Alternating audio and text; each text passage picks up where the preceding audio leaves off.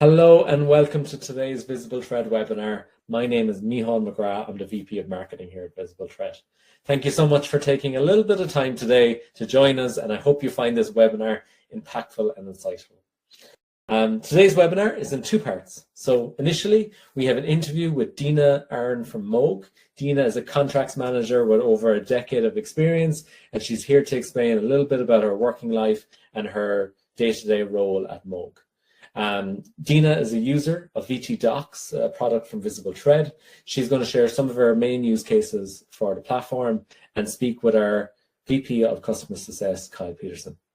So we're going to look at finding requirements, looking at comparisons in multiple documents, and finding themes at scale in large multiple documents. So Deena is going to show a little bit more about the impact of Visible Thread for her contracts team and her experience at Moog. The second part of today's discussion is a live Q&A. So we have a chat box on screen and a Q&A box. Feel free to input any questions that you may have. We'll come to all the questions at the end, and anything we can answer, we'll be following up with after. So without further ado, thank you so much for your time, and I'm going to pass you over to Deena and Kyle. Okay, well, Deena, thanks so much for taking the time to meet today. So what we're going to talk about and what I'm excited to kind of learn about and discuss with you today is how you use VT Docs at Moog, but particularly in a contractual capacity. So we'll talk about a couple different use cases that you and your team are employing every day. We'll see those. I'll kind of weave a few questions throughout as we go, but just right off the bat, if you don't mind, who are you? What role do you play within Moog? What does your business unit within Moog do? And we'll dive in from there. Sure. My name is Deena Aeron, and I'm with Moog, and we are in the aftermarket section. So we're global sustainment, and I am a contracts manager overseeing the aftermarket side. So what we mostly do is anything that's in sustainment. We do have as well like an OE side. We do research and development. Mostly what I oversee though is the global sustainment side. So a lot of delivery orders coming through, a lot of long-term contracts coming through. Perfect. And then maybe just for those who don't eat, sleep, and breathe it like we do, sustainment, would that be, spare parts, repair, overhaul, things like that? Yes. So sustainment is anything post-production. So it's, the life of the program. So once the production part sunsets, it'll go into sustainment, and now they're just upkeeping the fleet that's already been established. So the repairs, the spares, and overhaul of parts too. Excellent. That makes sense. So to your point, high volume, lots of documentation coming through. Excellent. So maybe before we dive into Visible Thread, Deena, just one more question for you. Just in general, when you're managing these contracts, these important sustainment efforts, maybe what parts of the process were and maybe still are manual, painful, things that maybe are crying out for automation? Do you have a couple of high-level examples of that? Yeah, so one of the examples is that we have a BOA, which is a basic ordering agreement with the Navy. And with that, they'll give us spares orders. So they'll drop in orders for spares throughout the year, right? There's no forecast, there's no, just as they see the requirement coming through. What we have to do is take our BOA to the RFQ that they're doing or solicitation and compare it to see where the deltas are.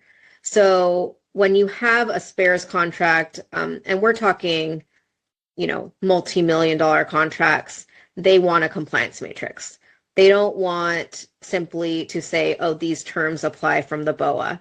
They like to go through and still run the effort of a compliance matrix. So with each, these solicitations could be anywhere between 50 to 100 pages. They want us to go line by line, paragraph by paragraph, and say whether we take an exception or we accept. So that, I would say, is a very manual process. Excellent. And then maybe final question, then I'd love to see one of those matrices in action. I always like to kind of pivot around impact. So is it correct to say that until you generate that matrix, looking at what can we accept, what can't we, what do we have to take exception to, that essentially you can't start work, you can't start delivery until that process is done?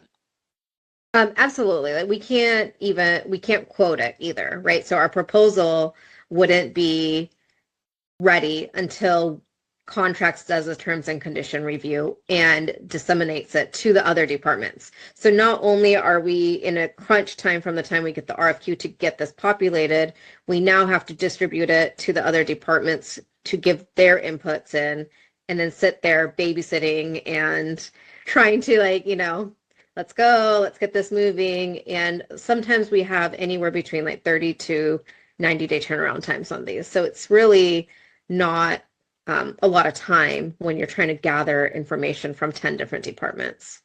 Excellent. It's a team effort. We want to reduce that lag to the greatest extent possible. Excellent.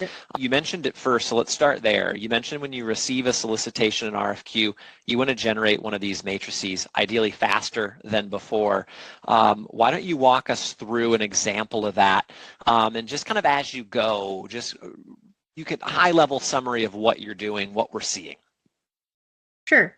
So going into VT Docs, this is, our home screen.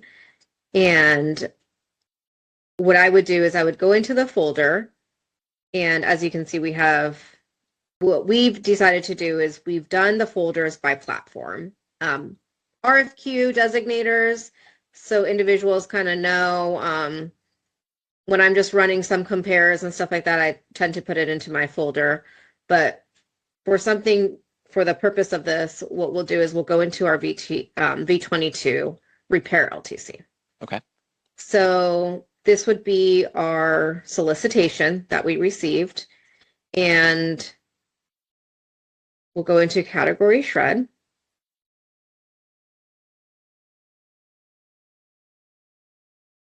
And I just updated the dictionary, so we'll go ahead and use the new dictionary. Perfect. So it'll be a little bit different. And just while that refreshes, Deena, and we'll see it in just a moment, but what kind of search terms are in this dictionary that you're going to apply against this solicitation? Sure. So this dictionary is based on all the FAR and DFAR clauses. Uh-huh. So it will be searching for the designated FAR and DFAR clauses that, from a business level and more of a, just like kind of lessons learned, this is everything that we want to look at when we are doing this. So as new ones come up, we are going to keep our dictionary updated. But what we've done is as you can see, we've broken it down by department, who wants a seat at the table and that we really want their inputs, and designated that these FAR clauses are not just something that contracts needs to review. It's something that we do need inputs from the affected departments. Awesome. And then just before you shred it, maybe just so people can help visualize it, if you take engineering, for instance, if you hit that plus sign, let's just expand engineering. You know this dictionary really well. For those that are a little less familiar, underneath this engineering umbrella, we are looking for these specific FAR and DFAR clauses. Right. And so so this is for engineering. We got 9 FAR, DFAR hits. There's 12. So what we're going to do is we'll go through and look at them. The way that we've broken it down is, well, if you click on this, you can see where it is on the page and in the body. And the way that we've broken down the dictionaries, sorry.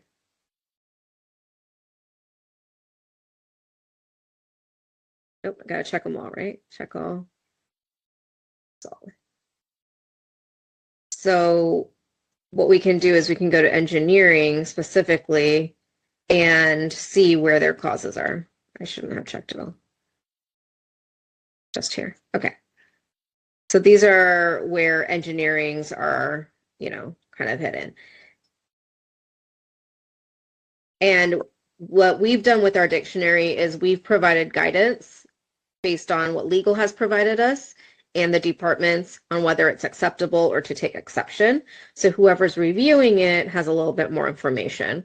So if you hover over this, you'll see it's acceptable and the explanation of the clause so that the individual who's reviewing it kind of knows, and they can make the best judgment on whether it is truly acceptable or if they actually want to just be, notified of awareness that when this contract does happen, this is something that might include extra labor or a little bit attention to detail.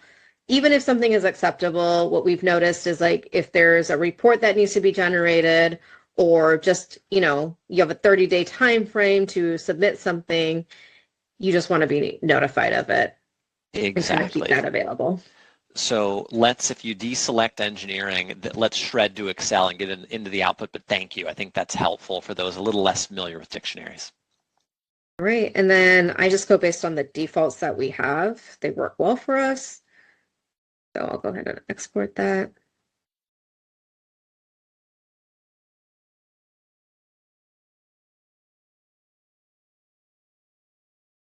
All right, so this is what the shred would look like. And from here, what we do is we send it over to our proposal manager. So whether it's our proposal manager or our program manager, whoever is running the kickoff, they now have the shred to send it out to the subject matter experts per department and go ahead and chase down the responses. What we are going to be doing, so I will filter it just to show a little bit more, and I will do accounting. And I'm going to just click on the X's. That's where we got the hits. So this is where the hits were. These are the clauses. So now what accounting can do is they can go to the term description and see this one says review language to ensure applicability. So that is up to them. What we want to do is we're going to add a column at the end for comments, and we want them to acknowledge it. So we want initials, date, and acknowledgement. So if it's acceptable, just let us know. However, if there's an exception, we want them to provide us with the alternate language. We don't want to be responsible for that language. We want them to say it. So that is something that we're putting the onus on each department. It's new and we're getting a lot of feedback on that. So we're working through it. But what we did do is there's certain times where while this one applies to accounting, it might apply to multiple departments. So we have designated certain FAR clauses for, it could be contracts and engineering and program management, or something that contracts and program management has to be aware of. So the dictionary is built for everything that department wants to see, whether it overlaps or not. Yeah, it's a great view, Deena. If I can ask just two things, just within column G there, if you wrap the text, you can see it, like you said, in kind of the formula bar. But for any of our kind of listeners who don't use these shreds every day, what I love about Deena's dictionary here is we're flagging progress payments 52232-16. We're seeing that accounting has to review it, X marks the spot, and then column G there, Deena and her team have very thoughtfully included that guidance in G. So we have this nice straight line. It's not just a find function. What is our kind of prescriptive stance? What do we need to do with it? And it won't make a decision for you, right, but it will tee up the reviewer to take action and say, yeah, you know what, if this isn't a fixed price order, this might not apply, but right, we can do it faster and more collaboratively. Right. Nice. Deena, if you don't mind, really nice example of accounting. Maybe just to be extra thorough, why don't we grab one other category here just to see kind of what's going on. All right, let's see.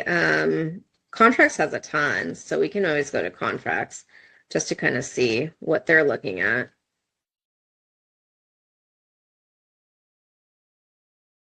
Excellent. And this is also a good opportunity for the audience to see you can color code accordingly. This also helps us parse through all these clauses as well. But we get each FAR clause nice and neatly on its own line so they can be treated and dealt with individually. So for contracts, we have the same thing. Every FAR clause that we have in here has some kind of term description. So for example, there's this one and it says review any alternate quality level requirement. So this is, for contracts to kind of go through and see. You'll see that this one has multiple, like this FAR clause has, not only does it have quality contracts, it has quality as well. And that's important, and that's why I just love this dictionary so much, is we don't live in a simple black and white world where one team is always responsible for one clause. Yeah. The ability for dictionaries to be layered is also very powerful as well. Really nice. Deena, maybe one other question here, just to kind of put an exclamation point on this. We saw you generated this matrix in just kind of a couple of moments, in a dark world before this. How would you, you mentioned it was taking a long time. How would you create one of these matrices before this?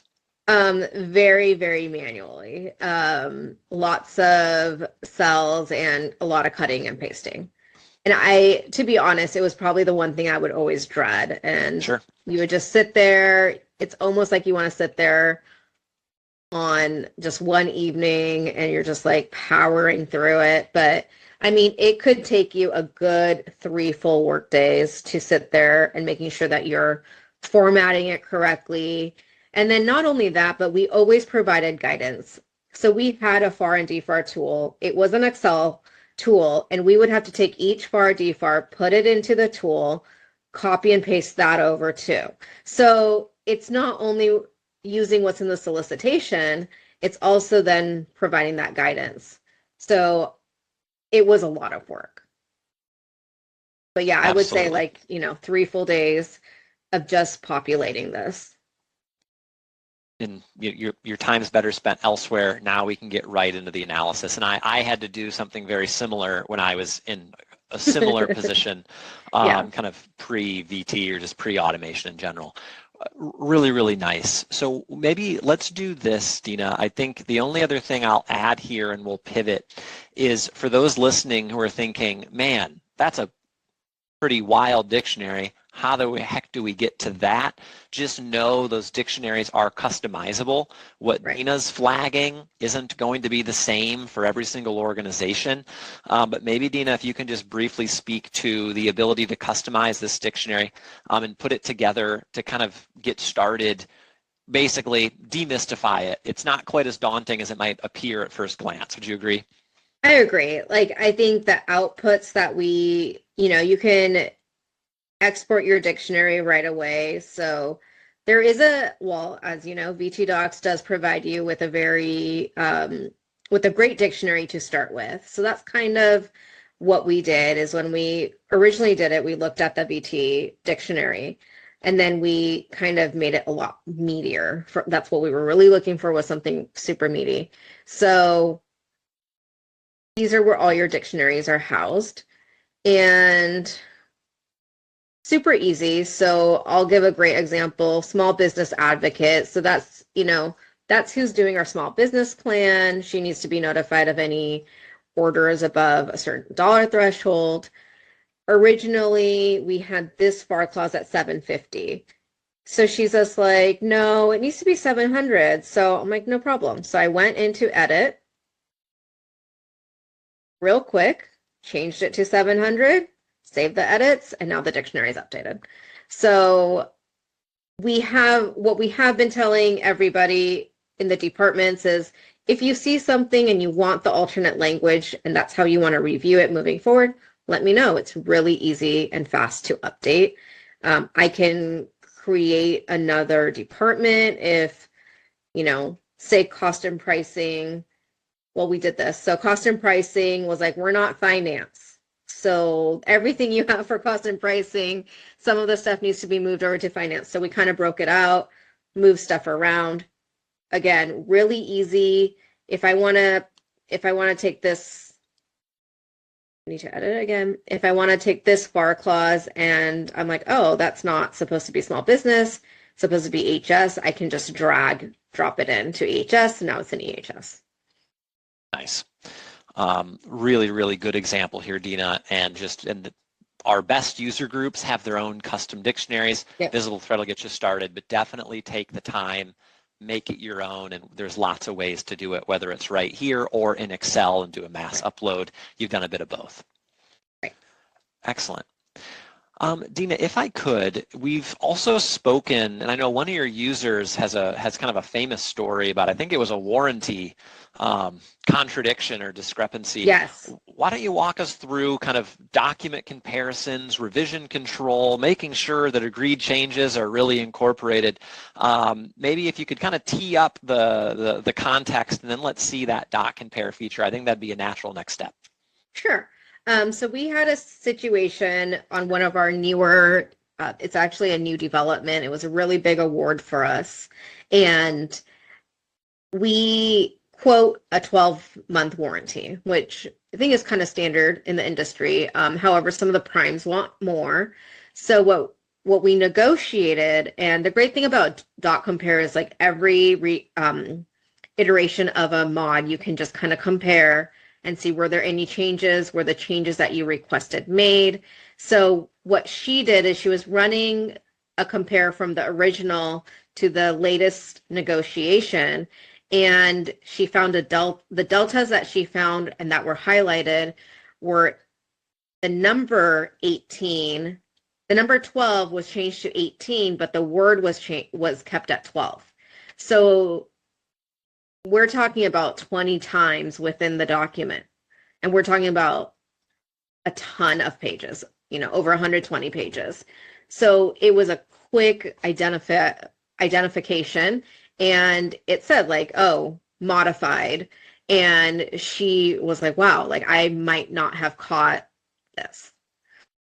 And so I think it was only in a couple places that it actually was 18 and the warranty was everywhere. So she's like, I could have easily just, gone ahead and missed it. Another example is we did a novation. We had a novation, which means we're transferring all the contracts from one of our companies to another. And we had to do a doc lookup, and we're talking 600 pages, and we had to identify everywhere that it said Moog and put it as Moog military aircraft. And we came on board after for VT Docs, but you can look up, you can go to discovery, you can do dictionary search, you can put a word in and say highlight all the places. And while you could do control F on your keyboard and just do Moog, it's not going to capture it the same way as VT Docs would capture it, because if there's a space before it or there's a word attached to it, it might not actually capture it. So it was just some things here and there that we're able to really utilize through the software that makes things a lot easier. Like there's probably harder ways that you could do it, but there's just more time consuming, and this is consistent, and it just really works really well for us. Excellent. Both two killer stories there, Deena. Why don't let's see that dot comparison in action, and then because you mentioned it, let's maybe finish up with that discovery. I like that kind of Moog military aircraft search. If you have some revisions either in this folder or another that are just a nice dot compare example, I think it would help to see that, just like with the shred. Kind of just walk us through what you're doing as you go. Sure. So for the dot compare, we're just gonna use these two shreds that were uploaded. One is a shred of our BOA, and one is a shred of the RFQ that we just looked at, the solicitation. So we're gonna go ahead and compare those. I'm gonna select both. Let's hit compare. And this is a good example too of, whether you're looking for warranties in a Word doc or a PDF kind of contract T's and C's set, you can also do Excel spreadsheets, which is what Deena's doing right now. So regardless of document type, we can help call out those differences. And Excel is a great example where this is hard to do otherwise. Right. And so, well, these are two different documents. A lot of the output is the same, so that we're going to ignore the top part. But what I like to do is just right off the bat, I like to go and take out, just go here, fit only.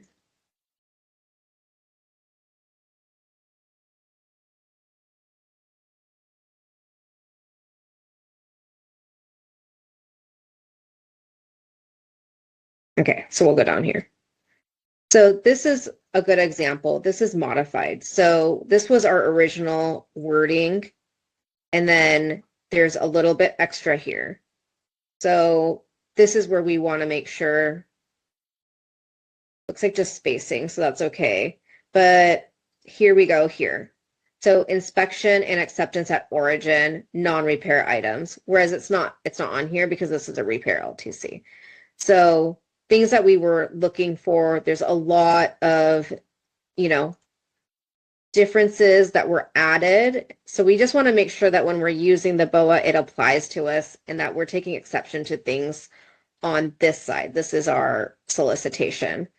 So, this is instructions. This is instructions cost vouchers.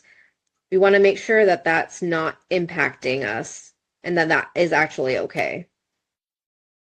Go down here and you're saying facilities, but over here it's quality assurance representative. So things you want to make sure that you're looking at, it looks like it's the same exact, header, but over here it doesn't address quality assurance representative. So maybe the BOA is wrong. So, it's going to teach you and kind of alert you a little bit that maybe the BOA needs updating because there are updates to the clauses. For sure, So, especially if you're kind of ordering against it over a year or more. Really nice example here, Deena, and it's a great Excel compare feature, which I think more contracts teams should be using. Really, really nice. How would you have done this before? I've got my BOA. I have a solicitation issued against it. How are you doing that side-by-side kind of analysis, unless maybe you literally have the BOA up on one screen and the solicitation on the other? Just quick summary, how'd you do it before? And that's exactly how we did it. We went line by line, and even if your compliance matrix is done. So some individuals would get a compliance matrix, go back to their BOA, and make sure that the BOA has the same verbiage, that, what we're taking exception to. But you really could only do it with a compare, like PDF of this, and you're just going line by line, making sure that there's no additional words being added, and there's just no good product out there that can do it for you. Even the Adobe Compare does not compare, so that's what a lot of people were trying to use, and it was a failure. So you would just have to go line by line. Excellent, and that's just a little soul destroying. If we can reduce that, I'm happy. Oh yeah, and I'm sure your colleagues are as well. Let's do this, Deena. I'd say, do you have? So this is a killer Excel compare example. Do you have a quick, maybe a Word doc or a PDF comparison, and then that way the audience will see both types? Sure. Perfect. Okay, so there was the signed one and then the final. Yeah, and I'm seeing 22 paragraphs change, so there is something different here. But this is also a good example of the audience too. Outside of spreadsheets, if you have two kind of documents themselves, we see this left to right orientation. And it can be just as powerful to know what hasn't changed, identical there, as opposed to what has. We can't always kind of assume. And we see in this case, I'm seeing some kind of signature blocks, maybe. Yeah, so that's okay. But then we're seeing assignment. Yeah, right? There you go. So that's a big one. Like that was on the original, but then it was taken off. So that's good. That's good. And then signature blocks. So just as simple as that, and knowing that it was taken off. I mean, if you're looking at a document that has that many pages, to be able to identify, was that one thing taken off? I mean, you're looking at everything, right? You're not just looking for that one item. So it's been invaluable to us, to be honest. Like the time saving apart, just the accuracy of finding these deltas has been huge. Excellent. And I do this myself when I'm doing NDAs, any kind of contracts for visible thread as well. Before I sign it, I do a quick comparison just to double check. And then this is a savable output. I'm curious, Deena, I like to kind of really emphasize this. I'm curious if you've done something similar at Moog. The time savings, the accuracy gains are awesome. But the other thing I like about this is a shareable, savable Excel file that's time and date stamped up there at kind of row 2. So this is an exhibit you can drop into SharePoint. You can send to a reviewer or a signer, for instance. Have you done anything like that at Moog? So we're doing it one of two ways. So we are putting it part of our proposal package of what we're sending out. So on our SharePoint site, under your program or your RFQ, we are putting it there, and that's what the proposal manager or project manager is using to distribute. And then Teams actually has an approval button. It's like a little module, so it's an app, I should say. So we're using that. We're putting a link to the SharePoint in there, and then they're going in and approving it or taking exception through that. And then some people are using emails and then using the voting buttons saying, did you get it? Sure. But we're trying to, but we do use this as part of our package. Whether the customer is requesting it or not, every RFQ coming through gets a compliance matrix. So that way, when the PO does come through, we have something to compare it to. Excellent. I always think that's important. Shareable exhibits that benefit colleagues beyond the user, as important as the user is in this case. Excellent. And then the other thing that I think is interesting is I think there's a lot of subcontract and supply chain implications here as well. If you're making a change to a supplier SOW, you can send that amended SOW, but also send this report along with it. I'm not trying to hide anything. This is what's changed to once again drive. We want our suppliers to be aware of those changes and a little more quickly.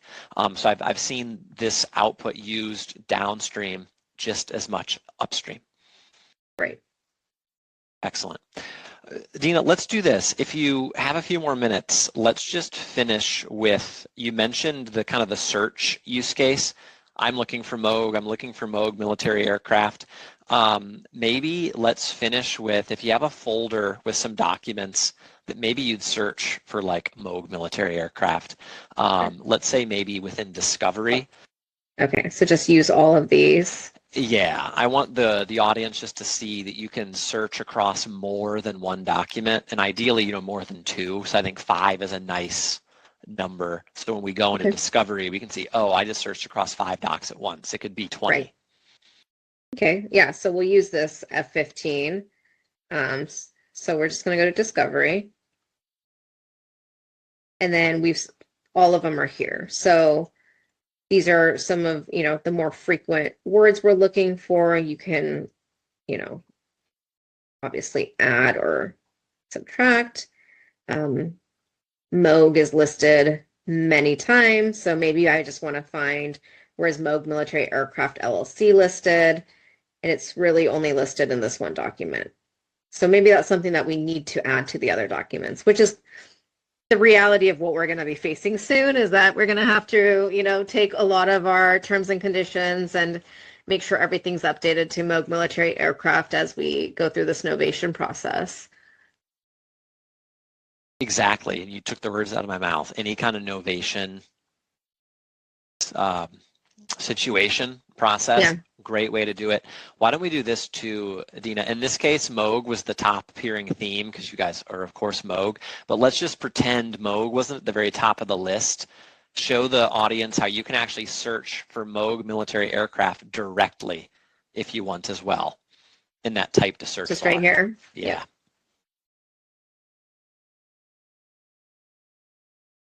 And so what Deena's doing here is she's telling Discovery across all 5 of these documents. If she had 25 documents in a folder, it would still apply. Show me where Moog military aircraft is appearing. So not only are we going to find for you, we're seeing those 2 distribution agreements there, we're also disqualifying. Any document that's grayed out, those first 3, it doesn't appear. So you're kind of narrowing the funnel or your to-do list, and then just as before, if Deena were to select those checkboxes, if you want to double check, hey, how is it appearing verbatim in the content, Deena can just pull that view over to the left a bit and we can see exactly where and how in that document the search term is appearing. Exactly. And so when I use that warranty example, warranty is a great example where I'm searching for warranty, but I want to kind of see that surrounding paragraph. What's the period? What's involved? Is it just repair and replace? Or do we have to go out and re-procure? This view is helpful. For us, we use it for CAS coverage. Do we have the CAS coverage FAR clause in there? Is it exempt? You know, certain situations where we have, you know, compliance, government compliance asking us questions and saying, hey, is this FAR clause in your contracts? We can just put all of our contracts into one folder, search it across. Government property actually was a huge one. They're going through their audit and they wanted to see if we had any special disposition instructions. So what we did is we put in a bunch of our contracts in here, looked up disposition, made sure that the FAR clause one is in there. There was no alternate language, and we were it was, you know, they had a sample size. They're like, can you look up these 10? I'm like, sure, no problem. Put them in here, look up the word disposition. There was no alternate language, so it was an easy ask. That's a great, simple but powerful story, Deena. Let's maybe finish with that. Let's take a bit of a chance. Why don't we search across these documents for disposition? Sure. I'm hoping we get a hit, and then I'll tell you there's one more thing I want to have you do. But what I want the audience to see here too is it's not just a one-off. Deena search for Moog military aircraft, you can layer it. Let's also search for disposition. So in this case, we have 2 hits. We've now included that in this view to the right. So if you're looking for Moog military aircraft, disposition, and government property, you can check, check, check. And then if you needed to share this, once again, with others, all Deena has to do is export this. I'm going to have you export content there, Deena. I'm going to have you split text by paragraph. Yep. And then let's go with only displayed rows. Deena is just going to export the paragraphs from these agreements where the terms appear. These first few tabs are blank because the first few documents didn't mention those search terms. So it's not an issue. Don't be alarmed. Those next documents here we see, instead of having someone control find, where you also, if there's multiple hits, you have to click enter, enter, enter. Right. And kind of jump back up and forth. It's all right here, collated for you. And this is the hit that it found. It was other disposition when I put in disposition. So, you know, essentially what we could have done is we could have just said, government property wanted to know, or do you have any disposition terms outside of the FAR clause? Well, all we had to do, and if the answer was yes, they wanted to know what the paragraph says. We could have just copy and pasted this into their email and said, hey, here you guys go. Love it. Here's the agreement, page 6. Here's the paragraph. It's just such a nice, simple example, Deena, that so many contracts teams are being asked to do every day. Oh, yeah. I mean, their responses are due as soon as they ask us, right? So in order to do that on top of your regular workload and be able to address all these in just one shot, it's amazing. Excellent. Well, let's do this, Deena. You're off the hook sharing your screen. Really excellent demo. Why don't we conclude just a couple of closing thoughts I'll certainly give you the last word, but can't thank you enough for walking us through your day-to-day life as a contracts professional at Moog. There's certainly a lot to do. There's a lot of manual tasks, but they're strategic. We need to be accurate. The stakes are high. And so I just think it was a great walkthrough of how you've thoughtfully employed automation to reduce some of those manual tasks, to drive accuracy, and also maybe something as simple as just improving morale. Copying and pasting into Excel is pretty tough. So anything else to add there in terms of impacts to your day-to-day, to your interactions with other colleagues and teams? Feel free to kind of go with that wherever you see fit. Yeah, well, I just had a meeting with somebody on the OE side yesterday. It was supposed to be 45 minutes and it ended up being an hour and a half. She wanted to kind of see what does VT Docs do. She's seen all the demos. This was the first time she's actually had to use it. So I was showing her all the different ways. And I think the desire to learn and the desire to just improve processes and move forward, not backwards, is huge. So she was just so excited and she's like, this is great. I'm going to send it out to everybody. And it's just been such a big help. And I think for me I love just having templates and uniform processes and everything. So the fact that this output is going to be consistent across the board, it helps people, like, for example, in shipping, who don't need to be searching for things. They can just see it the same way that they always do. They know to just go to the shipping tab and or shipping column, filter it. They all look the same. It's just a lot easier, and the flow's there. And what we've seen and kind of heard is that as long as we produce a good output, they're happy with it. Like it's not something they're used to seeing. And we actually have some people say, like, we've never seen these flow downs.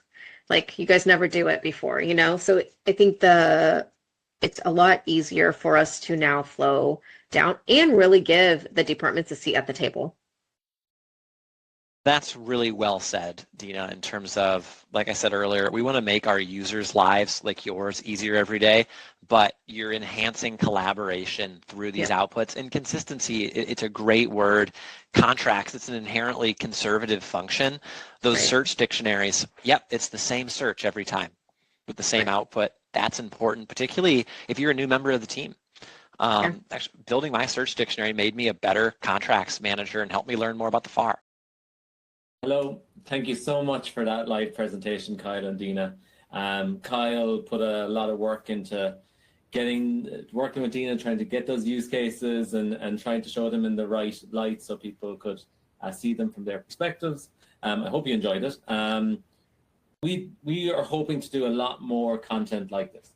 We want to show real life use cases from organizations who are using the software. So we'd love to have your recommendations and feedback on that session. If you thought it was interesting, if you were able to connect with it. We do have a survey on the right-hand side of the screen. If you're willing to use it, we'd be delighted. But also drop them in the Q&A box or drop them in the attendee chat. We'll be watching. I am joined here live with Kyle. So Kyle's back and he's ready to answer some questions. And we've gotten some questions come in throughout the course of the interview, and we're going to dive straight in. So all good, Kyle? Yeah, fired up, ready to go. Very good, very good. Well, at the very beginning, and it was almost the first use case that Deena showed. She was going through dictionaries, and she was showing some of her use cases for dictionaries that were very specific to Moog and the contracts team. There's a question here in relation to what are other use cases for dictionaries, and even what's the basics in terms of how to create them? How do you start? Sure. So it's a good question, and I always say my best user groups have multiple customized dictionaries. Dictionaries are very customizable. They're easy to put together. My recommendation, thinking about use cases and kind of creating those dictionaries, is really think about your current process. What kinds of documents, in this case, we'll focus on contractual documents. What kinds of contractual documents are you reviewing on a day-to-day basis? What are you doing with them? What are you looking for? What do you have to report on? What do you have to review? What do you have to redline? So start there. Look at existing processes, look at existing approval flows, look at existing playbooks. So when I put together my, in this case, FAR dictionary, I had an internal playbook already that said, you know, these FARs are mandatory flow downs. These require review. These maybe we can't or wouldn't comply with. So lean on your existing documentation, your existing playbooks. That's the best place to start when we think about the genesis of these dictionaries. So beyond, you know, FAR search dictionaries, I've seen really interesting NDA review kind of dictionaries. I've seen more commercial terminology. You know, we're looking for your warranties, your damages, termination clauses, even kind of state and governing law. I've seen search dictionaries that, you know, we're looking for Louisiana. We don't like state of Louisiana law. And my apologies if there's anyone here from the state of Louisiana. You know, we are looking for Delaware. We're looking for Maryland. We're looking for Texas, just for the sake of argument. And then finally, I've seen some really interesting compliance, kind of intellectual property ownership search dictionaries. What rights are our customers asking for? What rights can we or can't we or should we not offer customers? So looking for words like data rights, limited rights, unlimited rights, government purpose for those kind of in that engineering heavy space. So, you know, it's cliche to say the possibilities are endless, but whatever you're looking for within documentation and you're looking for words, phrases, or kind of numerical codes, those can go into a dictionary. Lean on your existing processes, playbooks, etc., to kind of start that. And you'd be amazed how quickly you can get a working dictionary put together. And then final note, my customer success team is also here. If you've started it and you hit a wall, let me and my team know. We're happy to jump on a call and work through it with you. I've done it multiple times. I love dictionaries. That was maybe long-winded. I'll pause there. No, that was a great answer. And I think a lot of it is down to specific use cases. And there's a good question from Dale in the attendee chat. So keep those questions coming. Are there training videos that walk through specific use cases? In other words, what steps are normally followed for X use cases, such as responding to an RFP or an RFI? Immediately, Dale, I've shared the link to VT University. That's a walkthrough of the feature set of Visible Thread. You will see elements that Deena walked through and much, much more there in terms of how to use the functionality. But specific use cases, Kyle, how would you direct Dale in that scenario? Yeah, I'm actually going to send 2 more links into the chat just while we're talking about it. And it's a great question. So we also have a product video page that I just dropped the link into the chat as well. And that has specific product videos about specific features. Some are going to be not related to contracts. Some are, be aware. That's a great place to start. And then finally, I actually, beyond kind of pure how-to, which is important, I really like our case studies and our testimonial pages as well, in terms of hearing from other user groups, how are we using it today, I think is a good use of time. So I'm dropping links in as well. I know we have, at the very least, 1 case study from a law firm there, and then finally, take a look at some of our testimonials as well. So Dale, maybe finally, my favorite way to engage with users is to hear about some of these questions live, and we're happy to jump on a call. And if it's hey, I need to review this document, I need to perform this task, how can I use Visible Thread to do that? Those are my favorite types of questions, and I'll help you to the greatest extent possible. I might be able to say, yes, we can do that today, 100%. I might say we can get you halfway there. So we also want to do some live consulting as well. So maybe, you know what, maybe for good measure, I'll just drop my that as well. And I don't charge by the hour, I promise. You should. Yeah, it's a missed out revenue opportunity. Absolutely. And we have another question from Joe Jones in the Q&A box. I think this relates to a specific part, Kyle, does the Yes. all review category sweep up everything? Do you want to explain that question and maybe try and answer it through? Yeah, it's a good question. I'm actually going to share my screen. I think that'll be the easiest way to address it and just refresh the group's memory. Yeah. So we should be seeing my visible thread screen. If not, please do shout. Yeah, so good. What Joe's asking about is one of the specific search term categories. So in this case, we see this FAR search dictionary is broken up into category. We see all review not applicable, accounting, contracts, etc. So underneath these categories, we are seeing specific FAR and DFARS clauses. So visible thread is looking for 215-1 here. It's placed in this all review category. So the question is does all review kind of encompass everything? In this case, no. All review is more of a functional call out. It's saying all of these teams, accounting, contracts, legal, finance, cost and pricing, everybody has to review these 321 FAR and DFARS clauses. And we see, if we were to open up contracts acceptable, those are going to be different FAR and DFARS clauses than these. So that should address that specific question. I'm going to take this one step further, though. We do, though, see all FARs, DFARS, and NASA supplement. This is maybe, I think, Joe, what you were thinking all review is doing. This is a broad net. And this is also the power of search dictionaries, because I hear from users, well, Kyle, what if I haven't classified every single FAR or DFARS clauses? What if a new one's released and I just don't have it in my dictionary? You can put in place what's called a wildcard. This is visible thread saying, you know what, I'm going to show you anything that begins with 52 dot followed by this numerical sequence. Show me anything beginning with 252 dot, 3 digits followed by those additional digits to get us into that DFARS statute. So this is a really great example of we want to cast a wide enough net to find every single clause while also grouping them together. So bottom line, search dictionaries are not mutually exclusive. You can drop FAR clauses in multiple categories. They don't just need to sit in one category, and that's important. It's not always the case that we just have a perfect fit. There are instances where we have multiple category hits.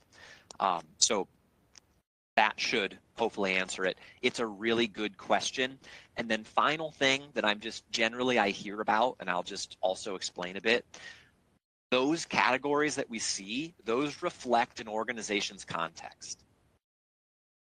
Your context may be different, but it's just a great example of how you can leverage these dictionaries to group things. This is a great example of a search dictionary where we're grouping it out by function. I want contracts looking here, accounting looking here, government property looking here, everyone looking here. I've also seen really strong dictionaries where it's more action-oriented.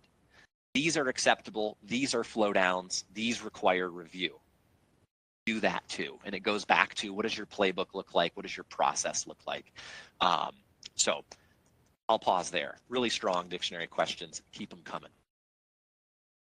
So I have maybe another question, and as much as I like a dictionary, this is not necessarily a dictionary one, so I think it's a perfect one to go to next, Mihal. A question kind of around supply chain, subcontracts, flow downs. How are we seeing these use cases being pointed down into our supply base? I'm also really passionate about that as well. I want the group really thinking about that dot compare feature was showing. So when I was in the contract space, I supported our subcontracts team a lot. Makes perfect sense up and down. So what I want the group thinking about, if you haven't done so already, is to the extent that you have subcontracts in place, you've got statements of work, BWSs in place with your vendors. The minute your prime customer makes a change to a requirement and it impacts one or more of your suppliers, think about when you send that amended SAL back to your supplier, send that doc compare report right along with it. I see multiple user groups doing that today. So you've basically got two attachments in your email. Here's the SAL, here's the doc compare report showing the prior and the most up-to-date version.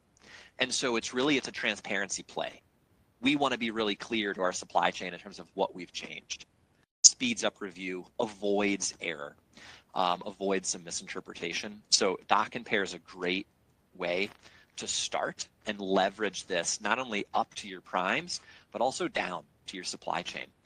To the extent any organizations here have kind of, I'll say corporate supplier documentation on their website, most do, terms and conditions, quality requirements, certification type language. Those are usually reviewed annually and they are updated. Even internally, run those doc compares and save those reports kind of for an audit trail or revision history. We're tweaking and adjusting the actual parent language, but we're also saving this doc compare report every time we do it. I think it's easier to read and it's just quicker to put together than some poor contracts administrator having to kind of write out in Microsoft Word, this is exactly what we've changed on this date. A lot amongst you, hopefully you saw that in those doc compare reports, we actually do a time and date stamp. As a former contracts manager myself, I just love that little detail there. Yeah. Cool.